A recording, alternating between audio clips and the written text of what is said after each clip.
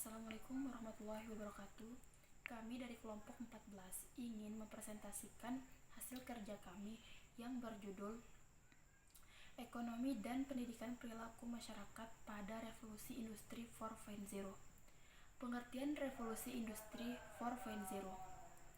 Revolusi Industri 4.0 sering juga disebut sebagai Revolusi Industri Generasi keempat yang ditandai dengan kemunculan superkomputer, robot pintar, kendaraan tanpa awak, editing genetik, dan perkembangan neuroteknologi yang memungkinkan manusia dapat mengoptimalkan fungsi otak. Perkembangan revolusi industri 1.0 hingga 4.0. Revolusi industri 1.0 ditandai pada abad ke-18 melalui penemuan mesin uap sehingga memungkinkan barang dapat diproduksi secara massal. Revolusi industri 2.0 terjadi pada abad ke-19 sampai 20 melalui penggunaan listrik yang membuat biaya produksi menjadi murah. Revolusi industri 3.0 terjadi pada sekitar tahun 1970-an melalui penggunaan komputerisasi. Revolusi industri 4.0 sendiri terjadi pada sekitar tahun 2010 melalui rekayasa inteligensia dan Internet of Things sebagai tulang punggung pergerakan dan koneksi manusia dan mesin. Dampak revolusi industri 4.0 terhadap pendidikan dan perilaku masyarakat. Pada era modern ini, informasi dan teknologi mempengaruhi aktivitas sekolah. Dengan sangat masif, informasi dan pengetahuan baru menyebar dengan mudah dan aksesibel bagi siapa saja yang membutuhkannya. Pendidikan mengalami disrupsi yang sangat hebat sekali. Peran guru yang selama ini sebagai satu-satunya penyedia ilmu pengetahuan sedikit banyak bergeser menjauh darinya. Di masa mendatang, peran dan kehadiran guru di ruang kelas akan semakin menantang dan membutuhkan kreativitas yang sangat tinggi.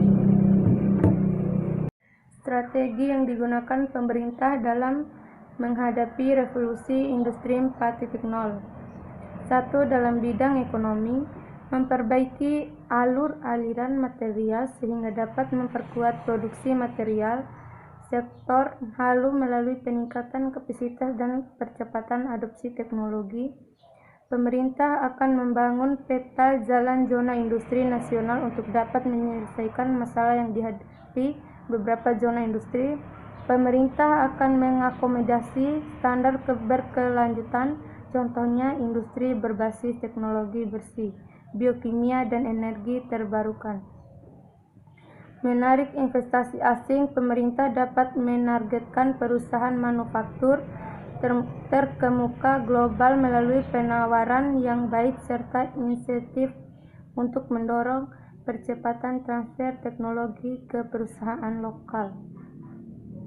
Pemerintah akan meningkatkan kualitas sumber daya manusia dengan meningkatkan kualitas sektor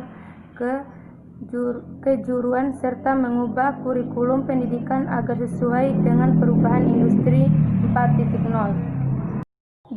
Dalam bidang pendidikan, membuat gerakan literasi baru sebagai penguat bahkan menggeser gerakan literasi lama. Gerakan literasi baru yang dimaksud berfokus pada 3 literasi yaitu 1. Literasi digital, 2. Literasi teknologi, dan 3. Literasi manusia, yang diharapkan menciptakan lulusan yang kompetitif dengan menyempurnakan gerakan literasi lama yang hanya fokus pada peningkatan kemampuan membaca, menulis, dan matematika. Adaptasi gerakan literasi baru dapat diintegrasikan dengan melakukan penyesuaian kurikulum dan sistem pembelajaran sebagai respon terhadap era industri 4.0. Tantangan dalam menghadapi revolusi industri 4.0 dalam bidang ekonomi, industri hulu atau upstream dan antara midstream yang kurang berkembang ditandai oleh bahan baku dan komponen kunci yang sangat tergantung dari impor. Contohnya lebih dari 50% industri petrokimia, 74% logam dasar, serta sama bagian penting di bidang elektronik dan otomotif. Belum optimalnya zona industri yang komprehensif seperti migas versus petrokimia. Selain itu, kawasan industri juga kurang dikembangkan dan digunakan seperti Batam, Karawang, dan Bekasi.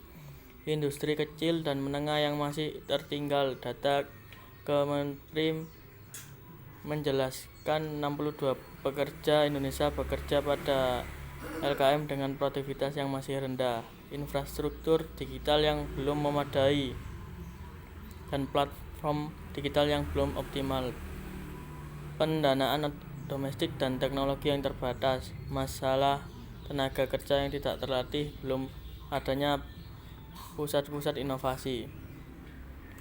Dalam pendidikan dan pembelajaran yang syarat dengan muatan pengetahuan mengesampingkan muatan sikap dan keterampilan sebagaimana saat ini terimplementasi akan menghasilkan peserta didik yang tidak mampu berkompetisi dengan mesin. Dominasi pengetahuan dalam pendidikan dan pembelajaran harus diubah agar kelak anak-anak muda Indonesia mampu mengungguli kecerdasan mesin sekaligus mampu bersikap bijak dalam menggunakan mesin untuk kemaslahatan.